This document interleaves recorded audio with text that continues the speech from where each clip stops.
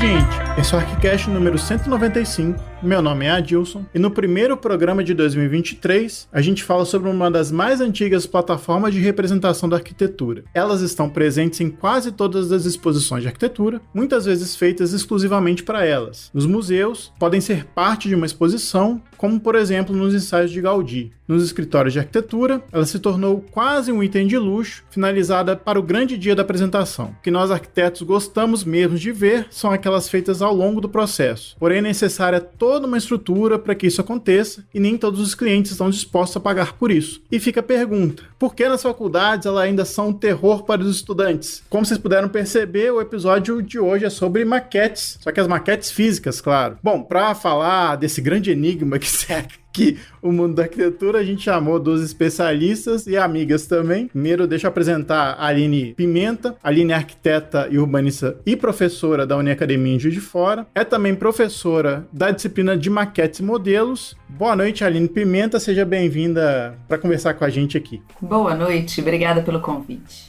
Tá aqui também outra Aline, dessa vez a Aline Calazans. A Aline é arquiteta e urbanista, professora da UFRJ, já foi professora na área de modelagem e antiga proprietária de um ateliê de maquetes. Boa noite, Calazans. Obrigado pela sua presença aqui. Boa noite, pessoal. É um prazer, com certeza. Falar sobre esse tema é uma delícia. Hein, Rafa, a gente agora vai ter que se policiar, hein? Porque a gente vai chamar a Aline e as duas vão atender. Isso aí. Com certeza. Pimenta, eu respondo rapidinho, sem problemas. Show. Pode chamar de Calazans e Pimenta, tá de boa. A gente já tá acostumado, na verdade. Sala de aula compartilhada, as duas na mesma sala de aula, a gente acostumou com Pimenta e Calazans. Muito bom. Para conversar com as duas, tô aqui com o Rafa. E aí, Rafa, tudo bom? Beleza, então, Calazans e Pimenta, obrigado pela presença. Vai ser muito legal conversar sobre esse assunto. Tenho certeza que a nossa audiência já passou algum perrengue na vida em relação às maquetes. E é um tema muito interessante também, porque diz respeito até o futuro da profissão mesmo, e oportunidades de trabalho e de maneiras de se fazer arquitetura. Vamos que vamos. Isso aí. Então a gente vai para os e-mails, comentários e outras cositas mais.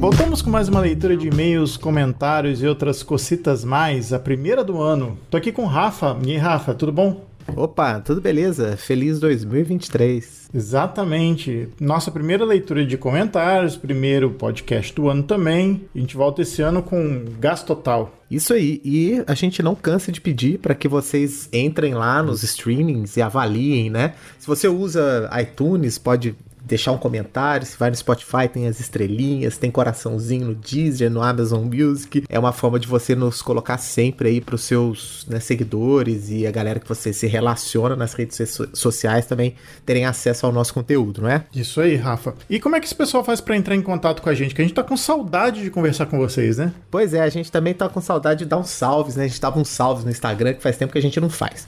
Mas vocês podem continuar mandando e-mails para contato@archicast.com e também nas nossas redes sociais. A gente tem Instagram, Facebook, Twitter, temos o canal no YouTube e também um canal no Telegram. Exatamente. Lá no Telegram é só vocês procurarem pela gente, ArchiCast, ou digitar t.me/ArchiCast, que a nossa comunidade tá lá. A gente discute sobre notícias, a gente fala do que a gente tá produzindo também, para conversar com vocês mais diretamente. Isso aí. E temos recado, não temos, Adilson? Temos sim. Instituto Tomoyotaki tem um novo recado para vocês. Se você é universitário ou profissional formado em qualquer área há até 5 anos e tem um projeto de design, essa é a sua chance de participar do 5º Prêmio Design Tomoyotaki. Os selecionados receberão verba para a construção do protótipo, que será exibido em uma exposição e no catálogo especial da premiação. Inscreva-se até o dia 10 de janeiro de 2023 em premiodesign.institutotomoyotaki.org.br. Isso aí, se você está nos ouvindo hoje, dia 9, até amanhã. Corre lá! Bom, Rafa, vamos deixar essa galera então ouvir o episódio de hoje, que é sobre maquetes físicas. O terror das maquetes físicas. O terror você quem diz. Eu adorava fazer maquete, como vocês vão ouvir no nosso relato, né, pessoal. Você é um maqueteiro de mão cheia? Nem tanto, nem tanto. Não é pra tanto não, mas eu gostava, não fazia muito bem, mas eu vou deixar vocês ouvirem, não vou dar mais spoiler.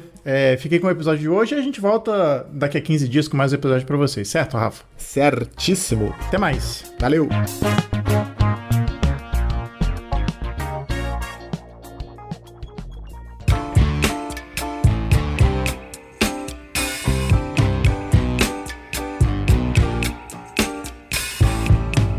Acho que a primeira pergunta é o cerne da questão, né, sobre as maquetes físicas. Acho que vale a pena a gente começar para falar da importância desse objeto nos projetos de arquitetura e urbanismo e também perguntar para as duas por que ainda é um item que está presente aí no ambiente da produção, mesmo a gente tendo outras várias ferramentas sofisticadas para representar digitalmente. Eu acho que a gente tem uma linha de pensamento e um entendimento da maquete muito semelhante, né? Eu e Calazans temos alguns trabalhos na área, alguns estudos, e a gente compreende a maquete mesmo como esse instrumento do pensamento espacial. Então, vale aí, a gente já conversou algumas vezes sobre isso, vale essa diferenciação, né? O que é ela como ferramenta no processo acadêmico e no processo profissional. Então, a gente acredita muito que ela se mantenha exatamente por essa necessidade e uma facilidade que é você não manusear com perfeição, né? Aquele processo, criar miniaturas. Eu acredito que depois a gente vai acabar falando um pouco sobre isso, mas de compreensão mesmo, o lidar com o material como uma ferramenta de representação dessa espacialidade, poder ajustar aquilo de acordo com o seu pensamento. Só complementando o que a Pimenta falou, eu acho que eu escuto essa pergunta há mais de 10 anos, talvez, sabe? Principalmente quando as tecnologias digitais emergiram, né? Ficaram mais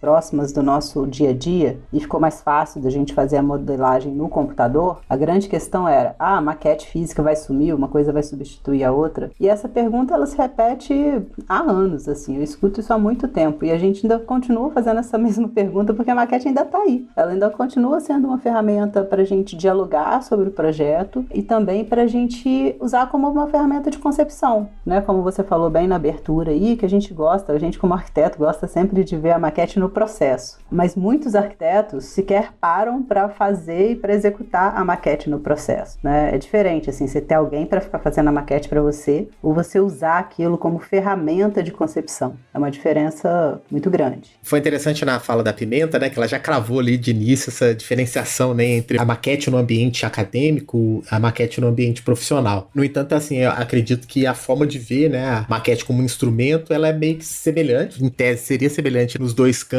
mas a forma com que os profissionais ou estudantes se envolvem é completamente diferente, né? Estou me lembrando aqui de uma entrevista recente que a gente fez com a Tetro, a arquitetura, e eles relataram, e também eles fizeram um documentário super interessante também sobre a produção deles, e a maquete está dentro desse processo. E isso torna, de fato, assim, o processo muito mais rico, né, nesse caminho, né? Aí agora uma curiosidade mesmo sobre como é que foi o envolvimento de vocês com a prática, tanto acadêmica quanto profissional, como professoras, ou como, né, tendo aí, no caso da Calazans, um ateliê de maquetes. Como essa experiência construiu ou constrói a cada dia a visão de vocês sobre a maquete como uma ferramenta, de fato? Não sei se a palavra certa é ferramenta ou é instrumento. O que vocês falariam aí? A minha experiência, assim, o início da minha carreira profissional com a maquete, ela começa na faculdade, assim, como um caminho para eu conseguir um estágio. Então, era o que eu sabia fazer bem, né? Sabia fazer de melhor. Então, era a minha propaganda, assim, para conseguir um estágio. Foi esse caminho que eu segui. A partir do momento que eu me formei, e aí, de fato, eu comecei a escolher os caminhos profissionais, né? E a gente sempre começa a fazer umas parcerias e trabalha com projeto, mas nesse momento eu já tinha em mente, assim, de ter o meu ateliê de maquete, porque era uma coisa que me dava prazer. Eu sempre busquei muito isso, né? Trabalhar com o que eu gostava de fazer. E eu gostava de fazer maquete, fazia com muito prazer. Então eu montei meu ateliê e aí para mim foi fundamental, porque eu deixei de competir com os escritórios de arquitetura da região e passei a ser parceira deles. Isso profissionalmente me abriu muitos caminhos, sabe? Me abriu muitas parcerias, me abriu uma possibilidade de dialogar com os arquitetos, né? Sentar às mesas assim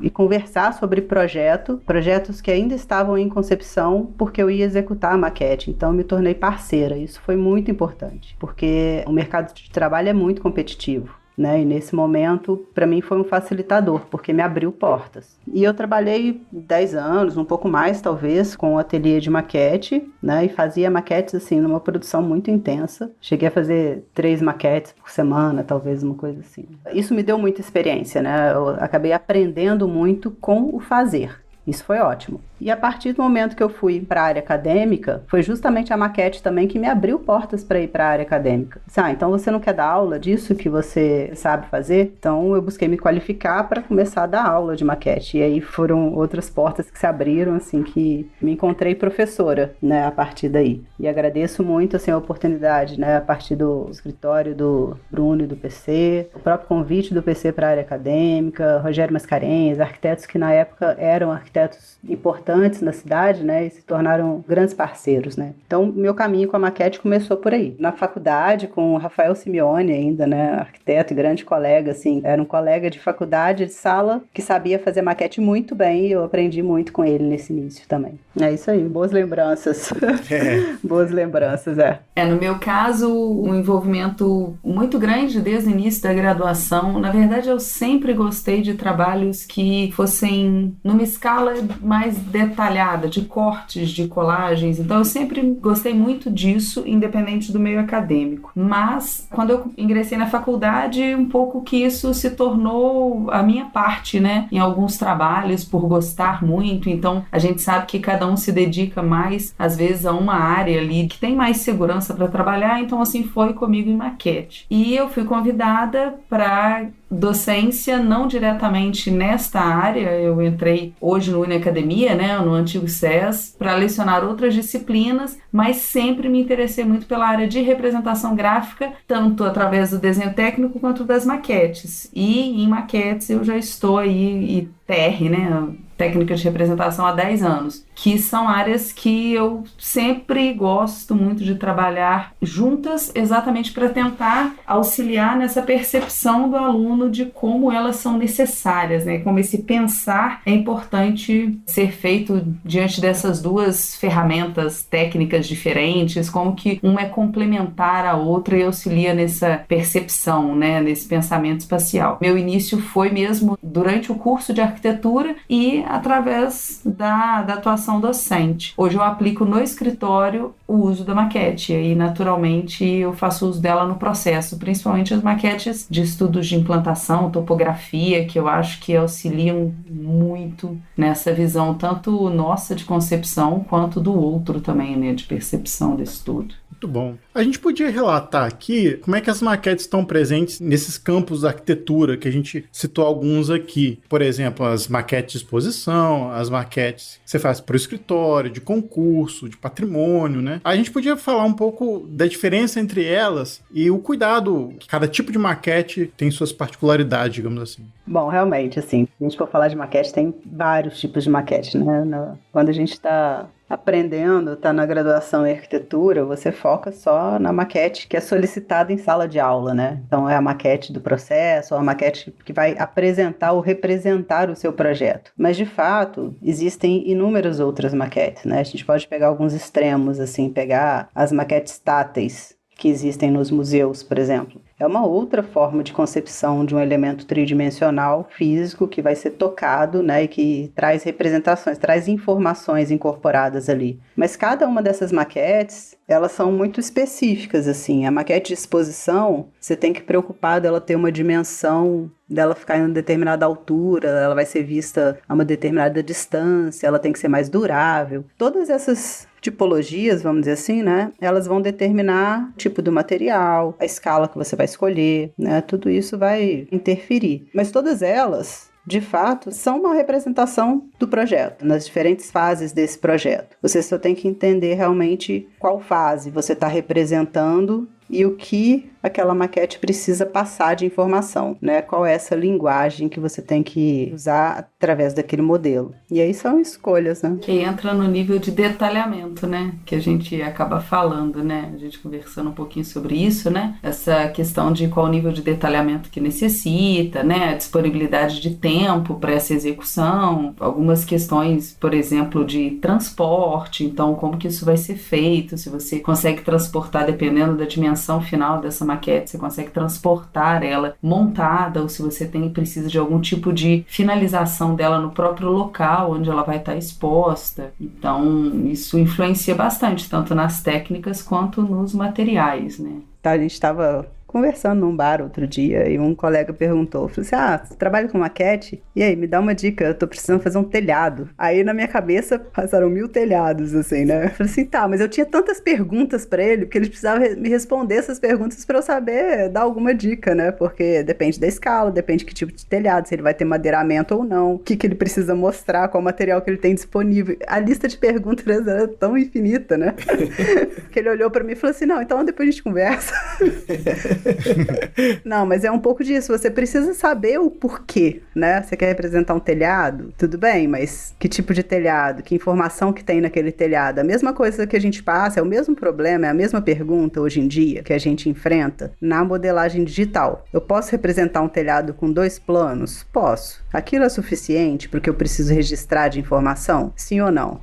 Não, eu preciso de definir material, eu preciso de madeiramento, eu preciso de mostrar a estrutura embaixo, eu preciso de mostrar, sabe? Então, tudo depende. Então, a gente precisa fazer essas perguntas. São as mesmas perguntas para as maquetes físicas. E aí, na maquete física, você ainda tem a questão daquilo tem que se parecer. Como é que eu vou fazer um papel se parecer com uma telha, né? Como é que eu vou fazer um material que não é um telhado se parecer com um telhado? Então, esses desafios são grandes, assim, eles são a resposta dessas perguntas, né? Essa questão que a Pimenta falou, né? Que a escala, o tamanho, você transportar. Eu me lembro, assim, de passar por várias situações no ateliê de que eu definia a escala junto ali com quem estava comprando a maquete, né? Ou negociando aquela maquete comigo, mas o limitador para mim, naquele momento, era a dimensão da minha porta, porque eu podia montar a maquete que fosse dentro do ateliê, mas ela tinha que sair. Eu tinha que medir, porque eu tinha uma largura de porta, eu tinha uma altura, também tinha que pensar se era eu que ia ter que levar, ou se aquilo cabia no meu carro ou não. A largura de uma carroceria de caminhonete, às vezes define a largura de uma maquete. Pra gente não ter que emendar uma base, desde o básico, assim, você tem uma peça de isopor que tem um tamanho, se você não precisar emendar, você vai pensar que a maquete vai ter o tamanho do isopor. É muito doido você pensar, né, que por mais que você faça maquete, tem maquete que você não pode finalizar, você tem que sair. Ela tem que sair de onde você tá fazendo ela, né? É muito doido isso. Exatamente, é por isso que eu adoro maquetes pequenas, assim.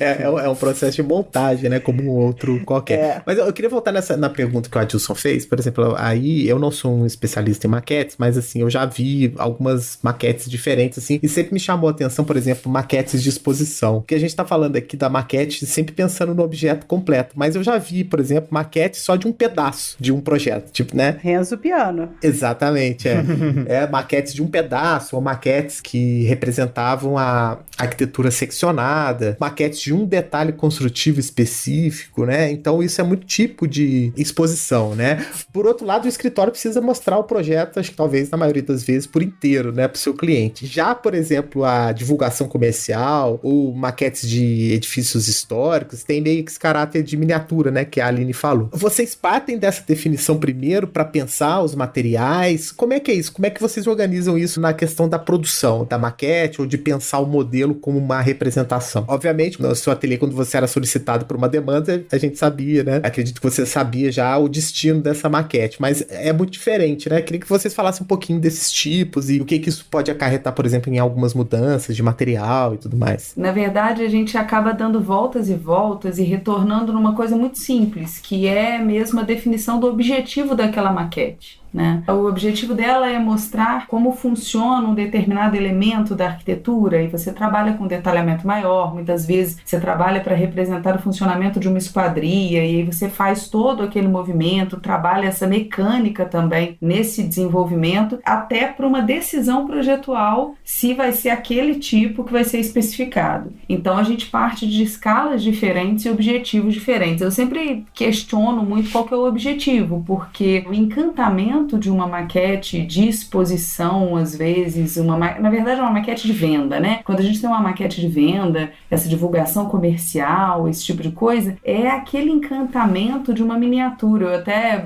já comentei com a Calazans, é um pouquinho aquela visão de querida encolher as crianças, né? As pessoas se olham... Fator uau. Exatamente. Se veem naquelas escalinhas humanas ali, correndo numa quadra, passeando com o cachorro, e aí elas se sentem parte daquilo, o que naturalmente auxilia muito nesse processo de venda, né? Então eu acho que vai muito mesmo do objetivo, assim como a gente tem as maquetes de estudo, tomadas de decisão, então você poder mexer naquele material mais rápido, montar e desmontar, isso auxiliar de alguma forma nesse outro processo. Então realmente são muitas maquetes. A gente quando vai estudar aí tipos de maquete, definições das maquetes, a gente às vezes até permeia uma a outra, né? Sem um nome, uma definição de um tipo de maquete, e aí quando você começa a explicar sobre ela, quando você vê, você está falando um pouquinho de uma outra tipologia de maquete dentro daquilo. Então eu acabo sempre retornando nessa questão do objetivo, né? Qual que é o seu público, quem que vai ver aquilo e como precisa compreender aquilo. Eu acho que o público-alvo e esse objetivo são determinantes. Bacana. Na hora que você pergunta essas diferenças, assim, é como um arquiteto, assim, se você está desenhando, você tem uma lapiseira na mão, você pode fazer um corte perspectivado, você pode fazer um croquis de um detalhe do seu projeto, você vai fazendo vários desenhos que se complementam ali durante o processo. Então você tem vários caminhos. As maquetes também, existem várias opções, né? Na hora que você falou da maquete, né, estendida, né, seccionada, nada mais é do que o corte perspectivado. E é uma exposição de arquitetura numa bienal ou no museu, seja o que for, é um parque de diversão para maquete, porque é um livre espaço para criação. Você vai ver protótipos, você vai ver maquete seccionada, você vai ver maquetes táteis, você vai ver maquetes sobre mesas digitalizadoras, você vai ver coisas interativas, porque aquilo é um atrativo, né? Como a Pimenta falou, a miniatura, você chega, você pega ela na mão, você toca, você se aproxima, você olha lá dentro, você se movimenta em torno daquele objeto, sabe? Você interage. Eu acho que esse é um grande diferencial, a gente poder interagir com aquele objeto que está sendo criado ali. Eu, como maquetista, por exemplo, as demandas chegavam muito prontas, como você bem disse, né? As pessoas já tinham em mente o que queriam. Só que é igual quem chega te pedindo um projeto, a pessoa nunca tem real certeza do que é aquilo que ela está pedindo, né? A maquete também. Então você tem muito espaço para criação dentro de uma solicitação. E eu, como arquiteta, e eu, como professora, mais espaço para criar existe ainda, né? Porque a gente está experimentando e sendo desafiado o tempo todo. E aí que é muito interessante, essa é a melhor parte, né? Porque o aluno chega com uma demanda, fala, como é que eu vou representar isso aqui? E aí você tem que encontrar caminhos, e esses caminhos não estão prontos. Na maquete, não tem uma loja pronta de maquete, onde você vai e compra uma coisa ou outra, né? A maior parte dos materiais e das peças, a gente tem que criar do zero.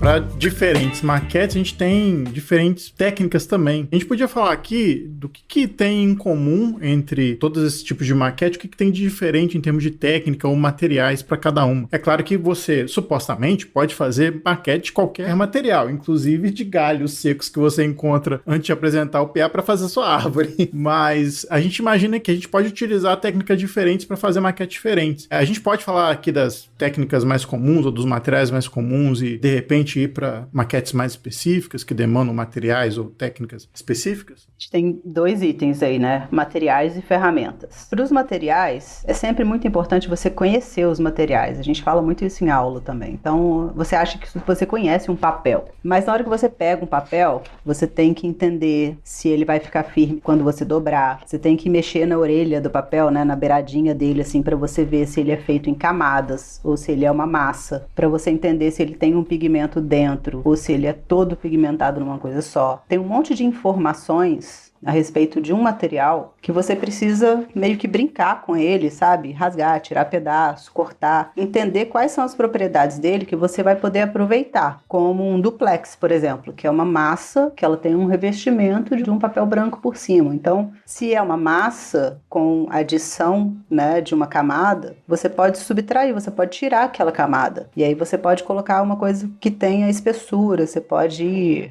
ter 2 cores, né? Você vai explorando aquele material. Assim como tudo, né, na nossa área de construção, e aí eu digo construção civil mesmo, né? Não só de projeto, construção de ideias, mas cada material requer uma ferramenta mais adequada para lidar com ele. Eu consigo cortar o isopor com estilete, consigo cortar com um cortador de isopor, consigo cortar com uma faca. Qual que é o mais adequado, né, para cortar aquele material para conseguir o acabamento que eu quero? Ah, eu preciso comprar um bisturi ou eu posso ter um estilete? Eu vou ter um estilete de uma lâmina de aço ou eu vou ter um estilete fino ou um estilete largo? Um estilete de plástico, um estilete, sabe? A variação que existe de ferramentas, ela tem muito a ver com 2 coisas. A ergonomia, eu acho que a questão da ergonomia ela é fundamental. Eu, por exemplo, eu uso estilete fino, porque é a maneira de eu pegar no estilete, é a maneira como ele se encaixa melhor na minha mão é pequena, né? E às vezes eu uso ele quase como na posição de uma lapiseira, e não na posição de empunhadura. Então, tudo depende da ergonomia, como é que você se posiciona, por que eu prefiro ter uma bancada e não uma mesa, por que eu prefiro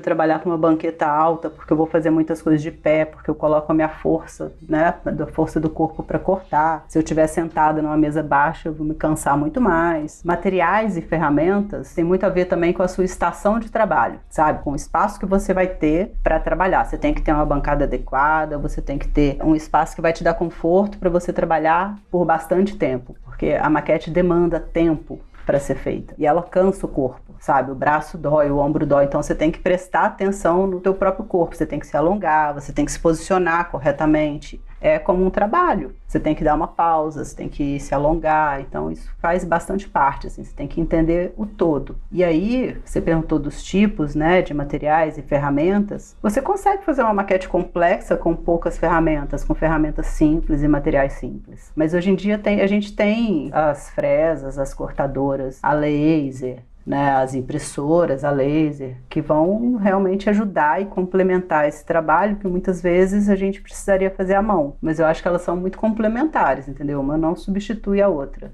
E tudo depende da peça e do material que você vai usar e do que você quer fazer, da aparência que você quer dar para aquele material. Tudo é imaginar antes, sabe? Você pensar o que você quer fazer e onde você quer chegar. Eu acho que uma coisa também que a Calazans falou, mas eu acho que é sempre importante destacar, é que você precisa se conhecer no processo de maquete. Quando, por exemplo, ela falou do estilete, né? Nós duas já demos aula juntas na mesma sala de aula, ensinando as mesmas técnicas, acompanhando os alunos. E ela, por exemplo, utiliza o estilete o mais fininho, né? Porque, como ela fala, é o tamanho da mão, é a forma. Eu, por exemplo, que tenho mãozão, eu tenho dificuldade de usar o estilete menor. Então, às vezes, as pessoas compreendem que a mesma ferramenta, ela vai funcionar da mesma forma para pessoas diferentes. E não é bem assim. É claro que ela se adequa, ela é adequada para um tipo de material, mas depende muito de quem é o usuário e do conhecimento que o próprio usuário tem daquela ferramenta e daquele material. As pessoas perguntam, que papel que eu posso usar para fazer isso? É uma pergunta um pouco difícil de responder quando você não sabe que tipo de domínio a pessoa tem daquele material, né? Então, essa experimentação, o que a gente fala de ter mesmo esse planejamento das técnicas que você já experimentou e aperfeiçoou, o material disponível que você tem, e lembrar de material considerando o erro, né? O erro na maquete, ele faz parte desse processo. Ter um material limitado ali, às vezes, é um caminho para frustração muito grande, porque você fica tenso de errar alguma coisa. Essas questões de o que é essencial para esse trabalho, né, das técnicas da maquete, eu acho que é conhecer o material, conhecer e aperfeiçoar técnicas, mas se conhecer em todo este processo também. Só complementar uma coisa que eu acho que é super importante, assim, porque responde a primeira pergunta de vocês, assim, por que a maquete é o terror? Porque é frustrante, porque ela traz frustração, sabe? Principalmente para quem está aprendendo, para o aluno. Porque vai cortar, não corta direito, vai fazer um negócio, estraga o papel, e coloca uma cola, o negócio lambuza, sabe? Dá muita coisa errada. Entendeu? Então, as experiências são sempre assim, né? Cortei o dedo, coloquei super bonder, corroeu o isopor. Tem sempre um caos, assim, tem sempre uma frustração que fala, nossa, não quero mexer com isso mais. Então, acho que a Pimenta falou sobre frustração aí, eu acho que isso é o que afasta, a primeira coisa que afasta. Assim. Eu acho que muitos, quando se apresentam, vamos falar de disciplina, né? Falando da parte acadêmica, muitos que se apresentam para uma disciplina de maquete já começam dizendo, não gosto, não sei fazer, e quantos, na verdade, acabam se machucando mesmo. E eu não sei nem se estamos pulando pautas aí da conversa, mas é porque vai surgindo, né? Se tornou uma piada, mas que eu não gosto que seja uma piada, mas no curso de arquitetura, quantas vezes eu precisei ir até a secretaria buscar a caixinha de primeiros socorros, porque as pessoas se machucam, mas muitas vezes elas esquecem que elas estão com um instrumento de corte, e aí elas estão conversando com o colega e cortando o papel e não estão olhando onde está o dedo, onde está o papel, onde está o estilete. Então, assim, entender, como a Calazans mencionou antes, entender que é um trabalho, né? Você precisa estar ali, dedicado àquele momento. Não entendendo que vai ser perfeito, e não é perfeito, porque a gente sempre encontra um jeitinho ali de fazer um pouco melhor, isso vai ser sempre, mas se concentrar naquilo. Então, conhecer o risco da ferramenta, quantas vezes a gente chama atenção,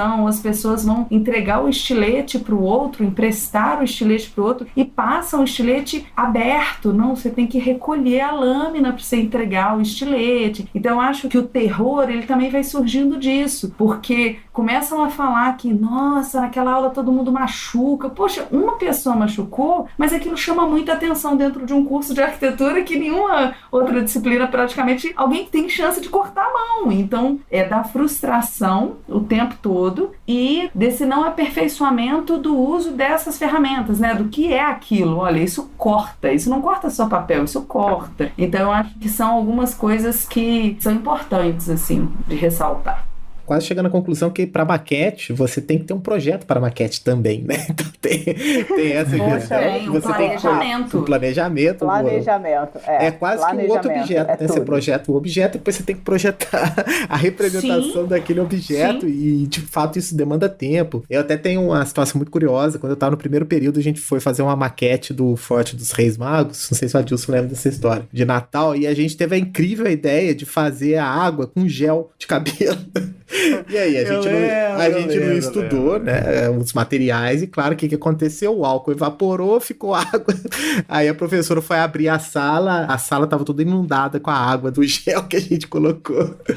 Assim, uma situação meio inusitada. A gente sabe, assim, que o estilete e as mãos são as duas principais ferramentas para uma maquete, para qualquer maquete. Então, assim como a lapiseira, né, a gente também considera para o arquiteto uma das principais ferramentas do arquiteto, a gente vai calibrando a mão com o tempo, né? Você vai treinando o traço, entendendo o potencial daquela lapiseira, a posição que você coloca ela em relação ao papel, o peso em relação a grafite, o tipo de grafite. E no estilete é a mesma coisa, sabe? Você tem que entender bem, assim, que aquilo vai ser ali uma extensão da sua mão, então você tem que controlar o peso, você tem que controlar a posição dele, entender o corte da lâmina, entender que você faz uma determinada força com aquela lâmina, vai chegando a hora que ela tá cega e você tem que quebrar e ela vai ficar afiada de novo. Se você colocar a mesma força, você vai errar o corte, né? Porque você vai estar fazendo força demais. E as mãos, a gente tem um potencial de uso para as mãos, sabe? Para o tato, para você entender que aquela maquete ela tá sendo construída a partir das suas mãos. Você sentir a textura do papel, a textura da madeira que você tá usando ali, a textura do material, e você entender que ele vai representar algo naquela maquete, naquela miniatura.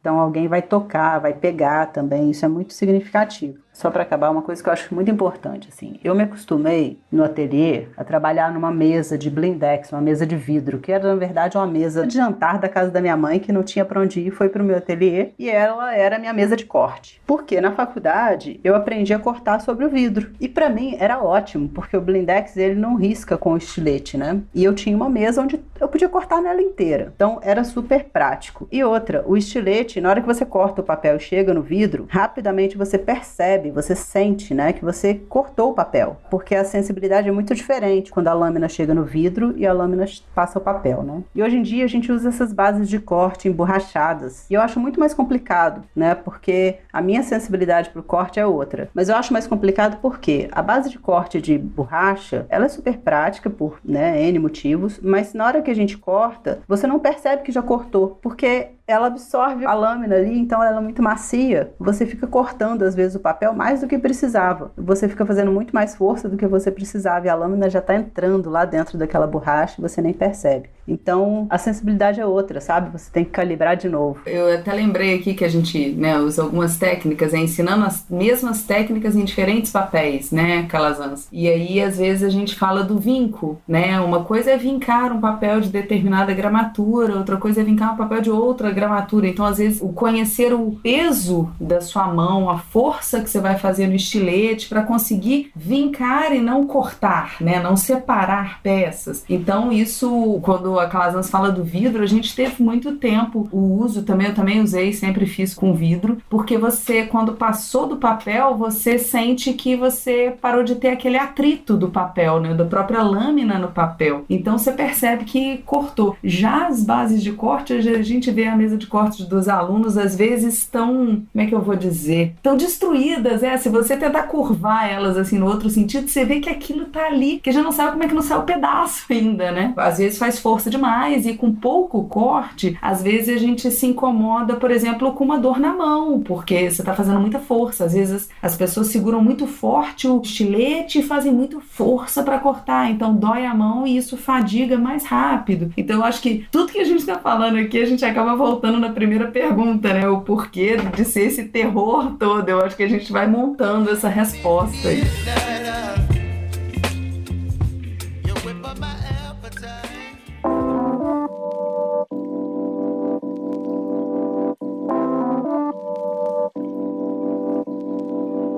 A gente foi conversando aqui sobre alguns assuntos, mas já deu pra perceber, assim, quantas habilidades que é necessário pra maquete, uma consciência corporal, né, isso que vocês estavam falando, em relação ao corte, uma paciência também, quase que com uma postura oriental, né, não é à toa que, né, os japoneses tratam os bonsais. Eu me lembro vocês estão falando da maquete, tô me lembrando do seu Miyagi lá na oficininha dele lá. Então, na verdade, a pergunta é a seguinte, mas são duas perguntas, né, como é que seria um espaço ideal pra fazer essa produção de maquetes e quais habilidades que de fato são necessárias, assim, para quem tem vontade de desenvolver esse trabalho? Né? Eu acho que duas, assim, planejamento, respondendo as duas perguntas, na verdade, né? A pessoa precisa ter uma capacidade de planejamento, precisa ter visão espacial, uma boa capacidade de leitura bidimensional e tridimensional do projeto.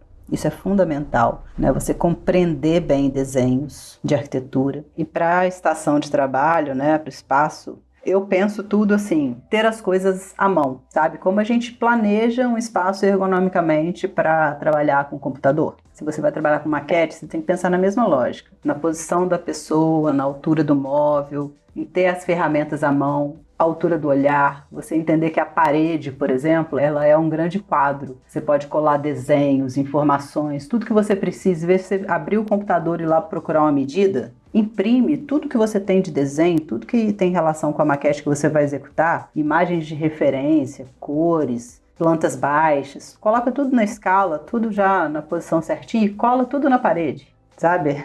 Para você ter a vista, para você ter a mão, para você ir lá poder medir, pegar aquela informação. Ter uma plataformazinha de uma bancada, um gaveteiro com as ferramentas ali organizadas, ter lâminas, ter estilete, ter as ferramentas lixa. Você não precisa de muita coisa para fazer maquete, sabe? Na hora que eu penso assim, o que eu preciso para fazer uma maquete? Hoje em dia eu tenho um kit super reduzido porque eu não tenho mais um ateliê. O que eu tenho? Eu tenho uma base de corte ou uma mesa que me permita cortar. Eu tenho um par de esquadros para corte, uma régua longa de metal que eu uso rarissimamente, mas às vezes eu uso, e estilete e lixa de unha e lixa de parede. É só que eu tenho. E cola, e uma cola isopor. Sabe? Eu praticamente resolvo tudo e qualquer maquete com essas ferramentas. É claro que eu posso ter outras que vão me ajudar muito. Não elimino, não. Mas assim, é um kit básico, um kit primeiros socorros, entendeu? Kit MacGyver. O MacGyver não usava kit, ele utilizava qualquer coisa que tinha à mão. Na verdade, não é um clipe, aí, né? Só um grampo. Ou um grampo, ou um como é que chama? Aquele canivete suíço. Pô, mas o canivete suíço, ele já tem tudo, né? O clips e o grampo são mais MacGyver ainda. Eu acho que, na verdade, é planejamento e planejamento, né? A gente o tempo todo fala de planejamento porque você saber o que você vai fazer, você já tem que planejar quanto você precisa de material, quanto você precisa, inclusive, de tempo. Então, é a gestão do tempo. O que acontece muito é que, às vezes, a gente considera esse material, e falando aqui de uma produção de maquete para uma venda da maquete, não em estudo, não acadêmica. Você planejar o tempo que você tem para desenvolver aquele trabalho, né? Porque senão você também acaba tendo uma dificuldade com a sua própria produção, porque como a gente estava falando desde o início, o Calazans falou, maquete leva tempo e a gente tem que reconhecer o tempo necessário para se fazer um bom trabalho. Então isso é muito importante. E academicamente, a gente acaba vendo um pouco como que isso se torna só uma maquete, às vezes, de apresentação. E com isso ela fica para o final. Então, ela ficando para o final, você já tem toda uma fadiga de desenvolvimento, de trabalho, e a gente considera, inclusive, o que se perde nesse processo com o uso da maquete, porque como elas não são estimuladas ao longo do processo, elas acabam sendo só, assim, eu tenho que fazer, né? E aí, com isso, você às vezes vai fazer de última hora, vamos pensar aí academicamente, trabalhos que exigem essa entrega, e às vezes o aluno vai desenvolver isso em cima da hora. Naturalmente, assim como uma representação bidimensional, assim como qualquer representação, por exemplo, de uma planta baixa, vamos dizer que seria mais simples dependendo da complexidade do que ele está representando, ele vai chegar naquela resposta que ele gostaria com um tempo insuficiente? Não, certamente não. Então a maquete ela também tem que ser encarada como uma representação. Ela é complementar, ela não é a única, nenhuma delas consegue resolver tudo, né, informar tudo. Então ela tem que ser compreendida como essa parte disso tudo. E aí por isso, igual a Calazans falou, né, o espaço adequado para aquilo, iluminação, você precisa ventilação, às vezes você trabalha com colas que tem cheiro forte, isso não é interessante dentro de um espaço. Então assim, é planejamento, é saber com o que você está lidando, o tempo que você tem para lidar e onde você realmente quer chegar com aquilo. Eu parei de trabalhar no ateliê, né, passei para a área acadêmica e tudo mais. E aí fico entre as disciplinas de representação, entre as disciplinas da área de conforto e tal. E parei de ministrar a disciplina de maquete, né? Principalmente agora lá na UFRJ, foi só um período que eu ofereci a disciplina de maquete, que ela não é obrigatória, por sinal. Mas que existe uma demanda, assim, tem sempre aluno me parando no corredor falando, e aí, vai abrir de novo? Vai abrir, como é que é? Mas assim, por conta de um projeto de extensão, eu passei por uma situação há uns períodos atrás, assim, que foi extremamente prazerosa para mim, sabe? Eu junto com uma outra professora, a gente trabalhando numa maquete para entender as ideias do projeto, para entender as questões de estrutura, e aí a gente começou a montar o pórtico, montar os elementos do projeto, não só para representar, mas durante aquele processo de montagem e da execução da maquete, que se tornou extremamente prazeroso, assim, porque a gente ia tomando decisões ali, sabe? A Pimenta fala muito isso, mas eu acho que a gente não falou aqui ainda, que é a tomada de decisão. Então, é interessante você fazer a maquete com alguém que está compartilhando o desenvolvimento do projeto com você e entender como é que aquelas ideias emergem e se transformam ao longo da execução de uma peça, de um pedacinho de papel cortado, assim, o que aquilo representa, o quanto de informação aquilo ali tem. Então, esse fazer e refazer, montar e desmontar, montar uma peça, ver a posição dela, entender a relação dela com a proporção daquele espaço, isso é extremamente interessante enquanto concepção. Pensar que o desenho quase que fica ao lado, ele vai acompanhando as decisões junto com a maquete. Isso acontece poucas vezes, sabe? São momentos raros, assim, onde de fato aquilo está totalmente integrado, que é o mais desejado, né? Mas a gente reconhece que é difícil ter essa integração de uma forma com tanta sintonia, assim. Foram bons momentos, assim, acho que é bem legal. Eu queria fazer uma pergunta para vocês depois, deixar uma pergunta aí, porque a gente queria também entender um pouco da relação de vocês com a maquete, né? Do Rafa e do Adilson. Se vocês são do time quero isso longe, que gosta, que não gosta. Ou, poxa, tô saudade. Não é nem gosta, não gosta. Quais foram as experiências, assim, se a gente colocar aqui, vamos fazer um desafio maquete, qual vai ser a expressão de vocês? Eu tenho uma pergunta que é um pouco parecida. Essa pergunta é mais de curiosidade mesmo. Primeiro, assim, a gente tem uma série de materiais que a gente comumente utiliza para fazer maquete, né? Eu queria saber se vocês já usaram um material não material, mas um instrumento inusitado para fazer uma maquete e o que vocês, como professores, já viram de inusitado em termos de material ou em termos de acabamento, que vocês viram, e pode ser de surpresa, pode ser de decepção também. E depois a gente pode, claro, falar da nossa relação com a maquete. Nossa, eu preciso então começar por um relato. Ele é muito marcante, na verdade, de um material utilizado para fazer uma maquete que me traz fortes lembranças sempre. Na verdade, a gente tem academicamente, às vezes, maquetes muito grandes, os alunos desenvolvem projetos grandes, né? Então teve um período que era um projeto numa área de Juiz de Fora e era uma área que tinha um gramado muito grande e eles estavam fazendo uma maquete para essa implantação. E as maquetes, elas, assim que elas são entregues, elas ficam trancadas em uma sala para que os professores de diferentes disciplinas, em função de horizontalidade, que vão avaliar esses trabalhos, eles pegam a chave da sala, vão lá, avaliam e tal. E aí a maquete foi entregue numa sexta-feira. E eu fui para corrigir as maquetes na segunda-feira. E eu peguei a chave dessa sala e quando eu entrei, eu não estava acreditando no que eu estava sentindo de cheiro. A sala inteira cheirava orégano. Algum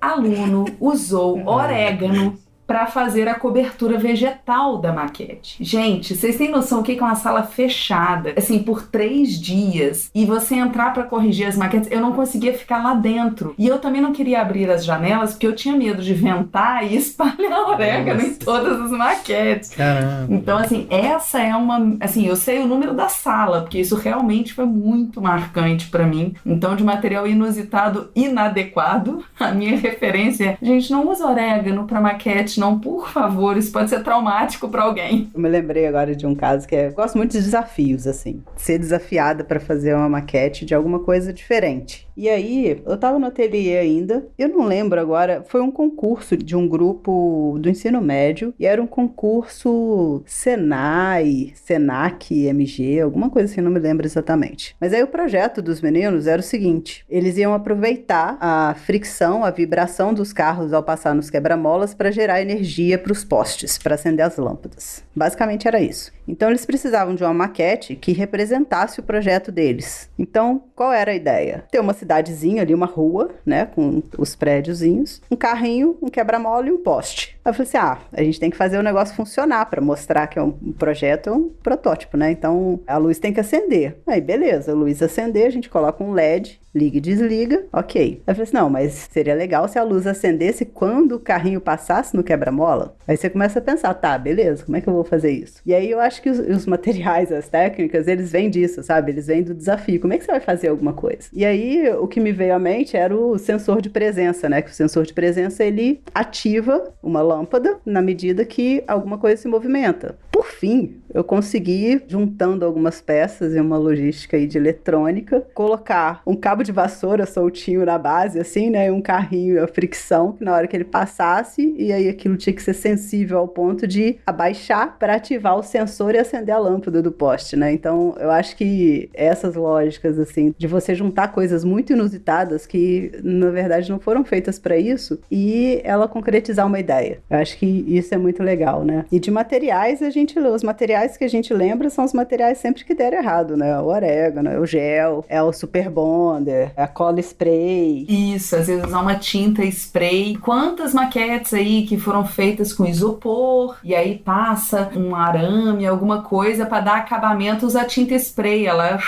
acabou com o isopor, fica só aquele esqueleto. Então, assim, por isso a gente fala tanto de experimentar o material num pedacinho, né? Experimenta a técnica num pedacinho de papel pequenininho para não ter esse efeito depois. É um material que eu acho inusitado, sei que Calazans já usou algumas vezes, eu também já usei algumas vezes em maquete, que é o próprio grafite, né? Então, o grafite, por ser, né, assim, essa haste, na escala que você usa diferentes grafites, né, então você consegue fazer a representação de várias coisas. Você consegue fazer representação de um pergolado, às vezes. Você consegue fazer a representação de uma chaminé, de qualquer coisa em função da escala, né, da proporção ali. Então, o grafite é um material muito bem acabado e que tem um efeito bastante interessante. Já usei muito grafite para fazer pilar, pergolado, e alguém ir lá e colocar o dedo, né, quebrar. É um material que tem a mão ali, né? Você olha e fala assim, o que eu tenho para usar? A caixinha de grafite. Foi. Vocês me lembraram de uma vez que eu também tive um problema com uma maquete que eu precisava desenvolver. Da noite pro dia, a maquete da minha residência que eu fiz no, sei lá, em qual período. Terceiro período, eu acho. E aí não tinha nada em mãos, não tinha nem isopor. Aí eu tive a brilhante ideia de fazer o terreno com grude. Só que o grude, quando ele seca, ele farinha, contrai. né? Eu sei que eu levei a maquete, o grude não tava ainda seco. Mas eu apresentei, cara, aí deu no dia seguinte, a minha maquete tava sorrindo, sabe? Ela envergou. Aí eu lembro que eu joguei o dia seguinte a maquete fora, foi só pra apresentar e serviu pra um curto período de tempo. Outra coisa que encolhe também é contact, né? Você coloca o contact numa base e depois que ele seca 24 horas ele encolhe. Aí as coisas mudam de tamanho. Eu lembrei de alunos que fizeram entrega até recentemente. Quando forem ouvir aqui, certamente saberão que estou falando deste trabalho. Eu acho que eu vi essa maquete. Pois é. Que fizeram com o biscuit. Ele não secou o suficiente, assim como a massa de EVA, né? E aí não consideraram isso. Aquilo ali ficou exatamente sorrindo. Quando você falou, Adilson, eu lembrei muito dessa maquete. É uma maquete que ela ainda tá na faculdade e ela tá lá sorrindo até hoje. Tá lá sorrindo, né? Muito bom. A gente falou de brincadeira aqui de várias ocasiões, porque é muito divertido também, essa coisa da maquete, mas... Depois que passa, né? Depois que passa é ótimo. Depois que passa é divertido.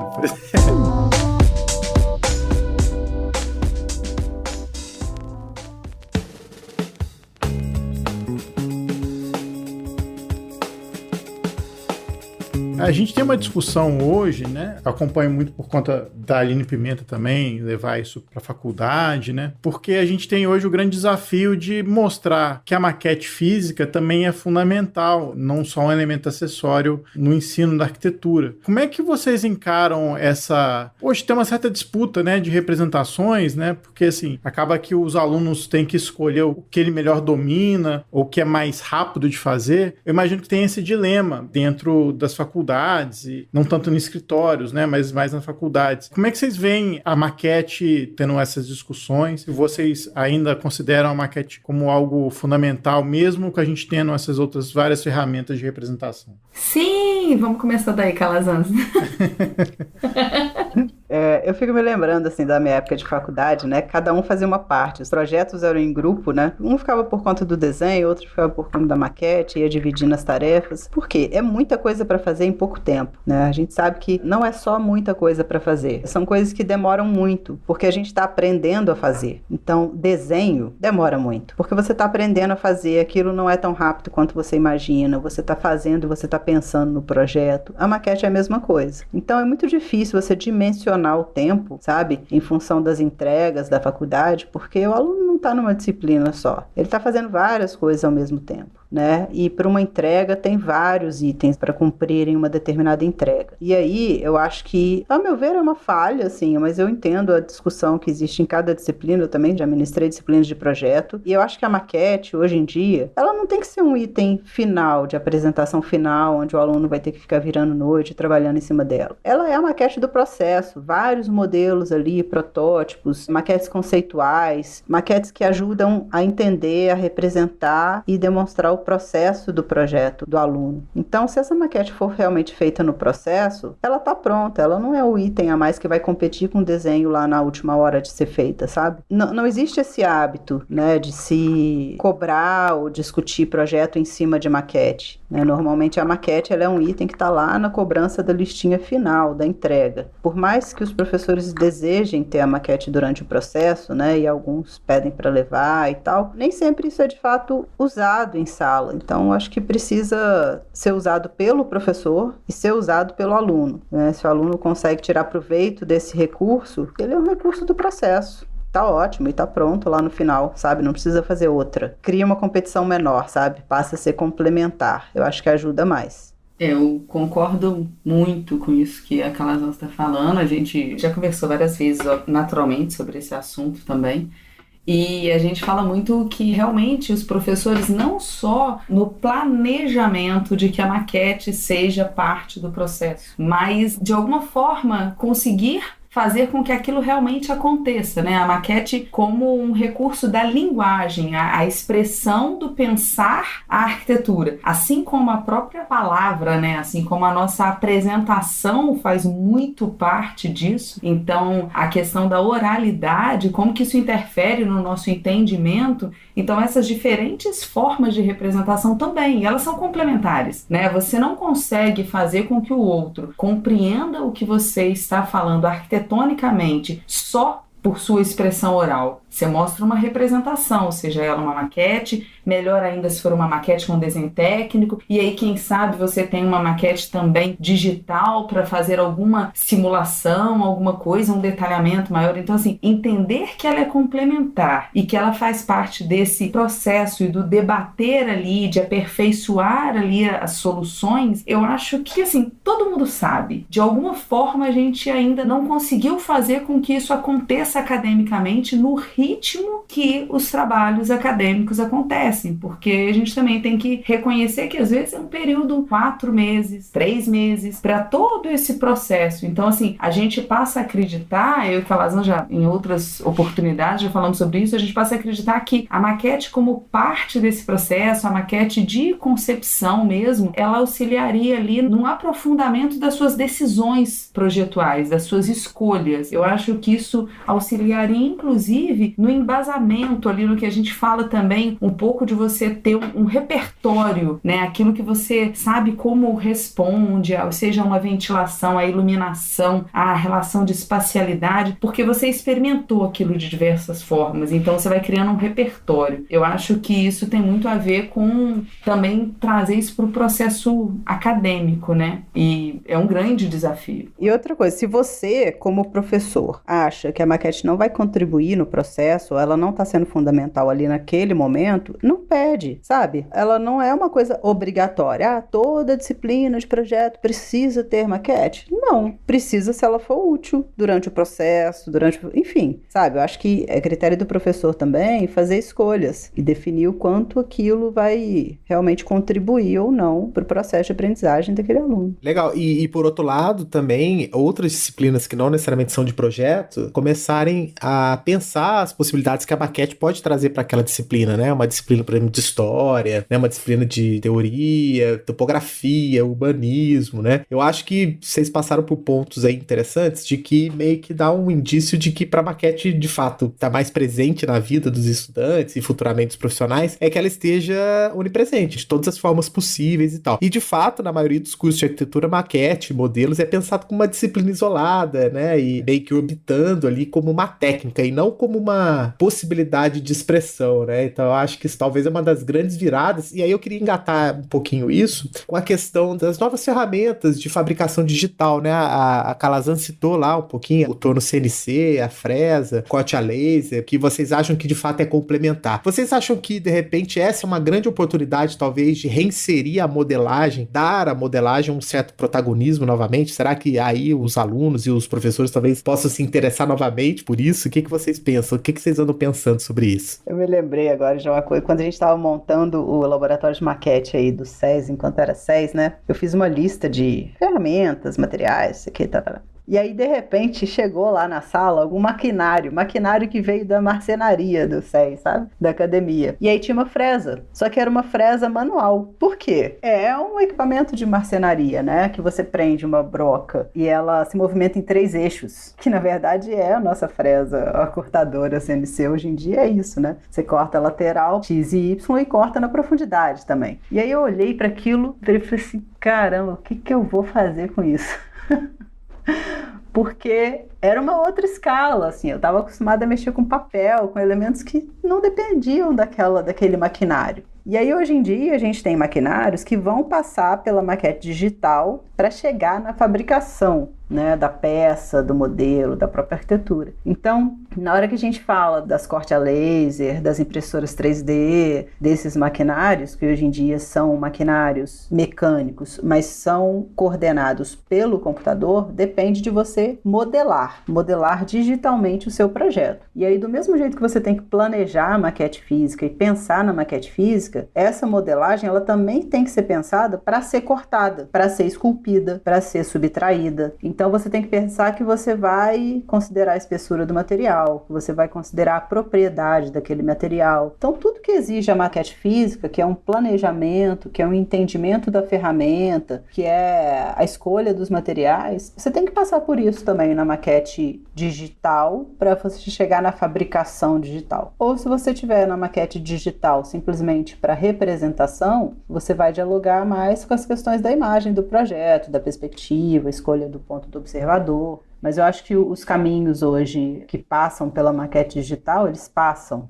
né? E a gente usa a maquete digital como um caminho para executar. Isso que a gente está falando, a gente reconhece como um excelente instrumento, mas também que é complementar. E aí a gente até estava falando um pouquinho outro dia sobre essa questão do protagonismo. Não sei, eu bato mais na tecla de que é complementar, porque não acho que a maquete tenha que buscar o protagonismo, uma vez que a gente compreende que todas as técnicas são importantes para esse processo. Então, quando a gente fala da fabricação digital, é você reconhecer aquele material, como a gente falou aqui agora há pouco, de cola, tinta, spray e tal. Então, se você não conhece o material, a técnica, o que você vai usar para colar, que acabamento você vai alcançar, talvez você chegue a um momento de ter várias peças e não fazer com que elas trabalhem bem juntas, né? Então, essa questão da adição, da subtração, como fazer com que isso funcione bem. Então, novamente, a gente volta na ideia do planejamento. É conhecer a técnica, conhecer o material, planejar tudo isso digitalmente para que a fabricação digital ela alcance aquela qualidade que você quer e que você saiba trabalhar com aquilo que você produziu. Não simplifiquei, né? Eu acho que eu só dificultei.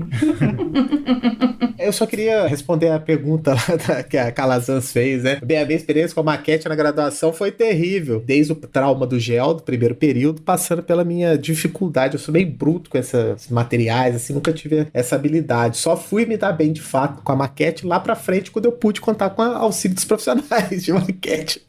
A Aline já fez maquetes pra mim, profissionais. Isso aí, boas parcerias. Boas parcerias e, assim, é necessário, de fato, um dom, assim, né, que eu não tenho. Mas eu reconheço, né, e eu acho que isso é bom também, porque hoje, né, também na posição de docente, isso faz com que a gente auxilie também os alunos nessa descoberta, né, das dificuldades e tentar indicar formas de superar isso, trabalhando coletivamente, porque também, né, como a Calazans disse, né, durante a faculdade os alunos acabam se dividindo nas tarefas e tal, e como que como é um trabalho que exige muito dessa disciplina corporal, mental, não são todos os alunos que conseguem desenvolver essa habilidade. Também é uma questão para se levar em consideração também, né, é o grau de avaliação, como é que você é tratado também dentro de sala de aula. Talvez isso possa ser um tema para tirar um pouquinho esse terror aí que os alunos têm em relação à maquete, né? Eu, como professor de outras disciplinas, quando falo da possibilidade de maquete, todo mundo já repete, fala, maquete e tal. E a gente vai acatando um pouquinho esse terror dos alunos e deixando para lá, às vezes, a oportunidade de desenvolver peças importantes para alguns estudos e tudo mais. Respondendo também a Aline, teve essa aventura da maquete de gel. Cara, eu sempre adorei fazer maquete, só que eu sou aquele cara que nunca tive um conhecimento técnico para fazer. Então, assim, eu adorava, mas minhas maquetes não ficavam boas, porque às vezes eu precisava de um toque a qual cola usar, como usar esse material dessa maneira, tal. Mas eu lembro, por exemplo, que a gente inventou, no nosso grupo, numa aula eu acho que era de teoria da arquitetura, cada grupo podia escolher uma obra para fazer uma maquete. A gente escolheu fazer da Casa da Cascata,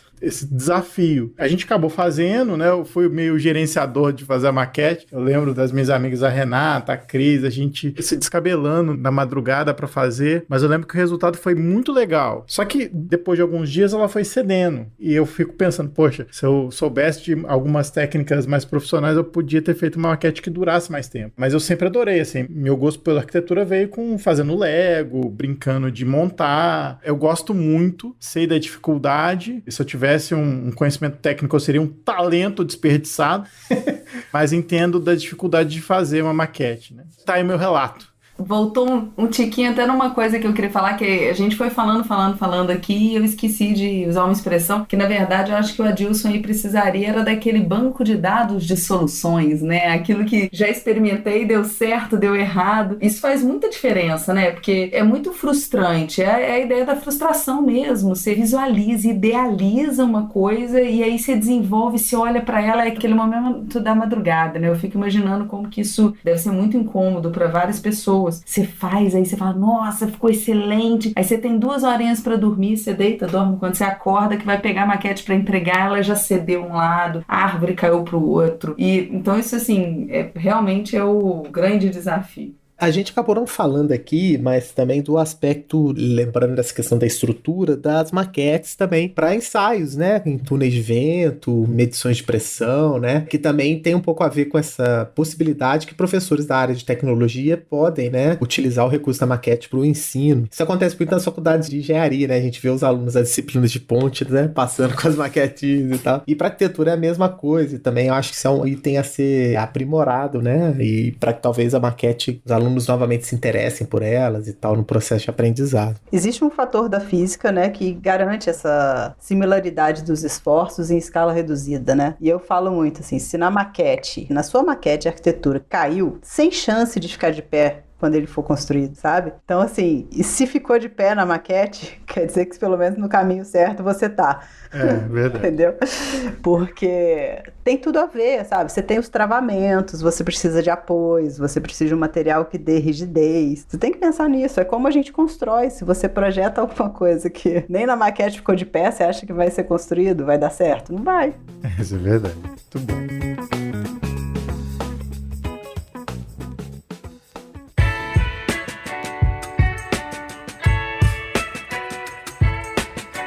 Pra gente encerrar a nossa conversa aqui, a gente faz a nossa famosa rodada de dicas. Aline Pimenta, você como estreante aqui no ArchiCast, tem alguma dica pra dar pros nossos ouvintes?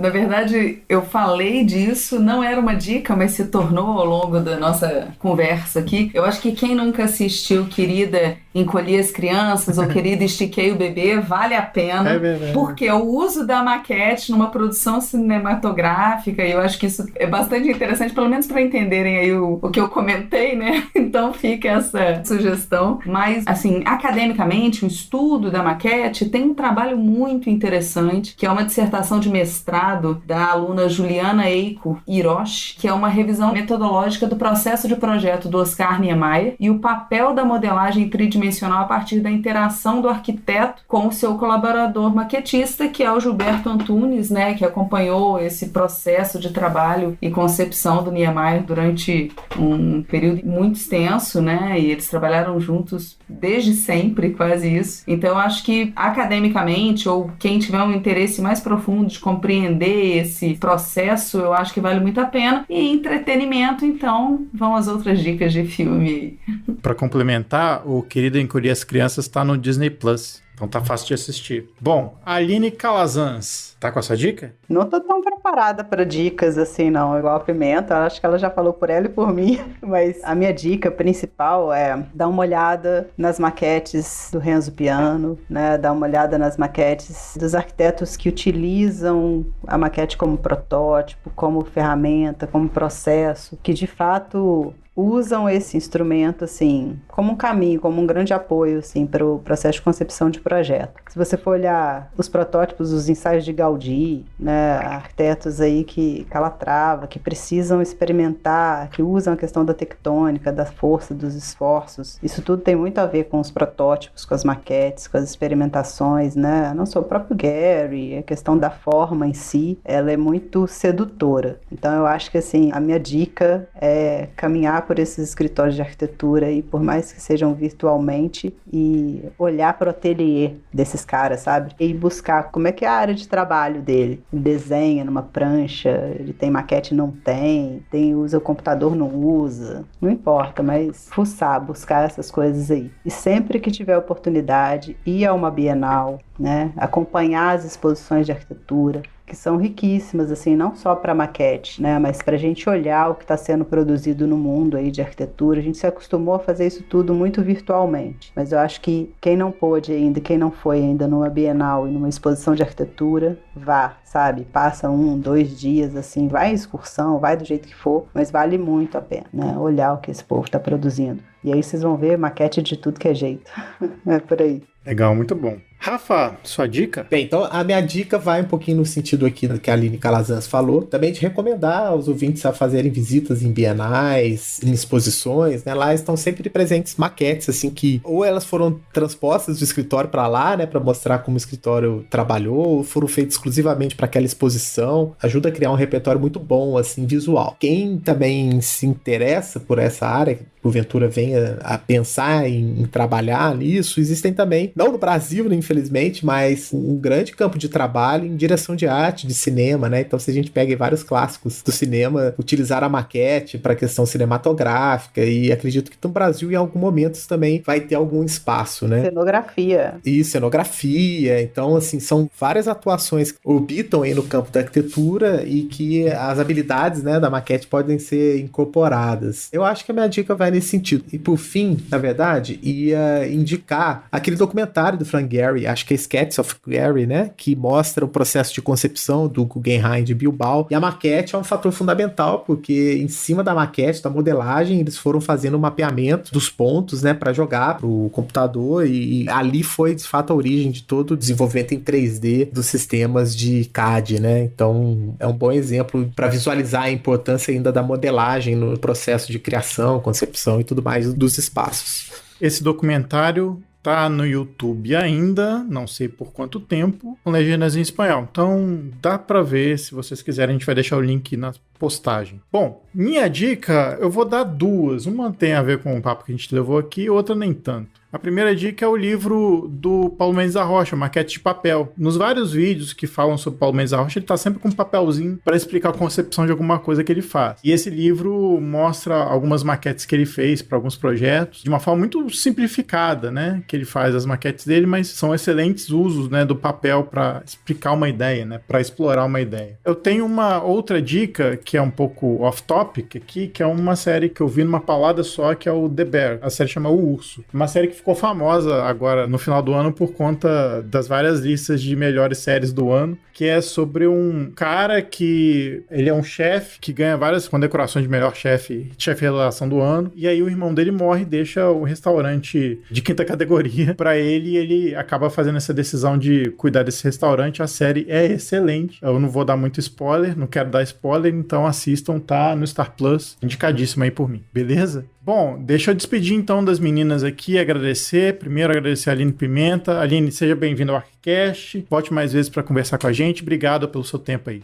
Obrigada pela oportunidade. Bom demais conversar sobre esse tema. Como o Calazans falou no início, né? Um tema que a gente conversa naturalmente, né? Em qualquer encontro informal, e falar sobre isso, buscando debater um pouquinho mais sobre o tema e trazer... Eu acho que uma coisa que eu acho importante é que só da gente falar do tema, a gente já traz ele a importância, né? Então isso é bastante interessante. Então obrigada, Rafael, obrigada, Adilson, foi ótimo. Aline Calazans, xará, bom demais estarmos juntas aqui também. Agradecer também a Aline Calazans. Aline, seja bem-vinda de volta, obrigado pelo seu tempo para conversar com a gente também. Gente, foi um prazer imenso, assim, reencontrá-los também, conversar sobre esse tema de novo, reforçar a parceria com a Pimenta aí, sempre bom. Rafa, mais um episódio, dessa vez, primeira vez que a gente fala de maquetes aqui, né? Isso, exatamente. A gente não sei por que não falamos antes, mas muito bom. Obrigado, Calazans Pimenta, pela presença, pela disponibilidade de conversar com a gente. E aí, logo depois das festas, né? Éramos para estarmos descansando, mas estamos aqui falando de trabalho, de coisas que a gente gosta, né? Acho que isso é mais importante. Obrigado pela presença. É isso aí, pessoal. Então a gente volta daqui a 15 dias com mais um episódio para vocês. E até mais.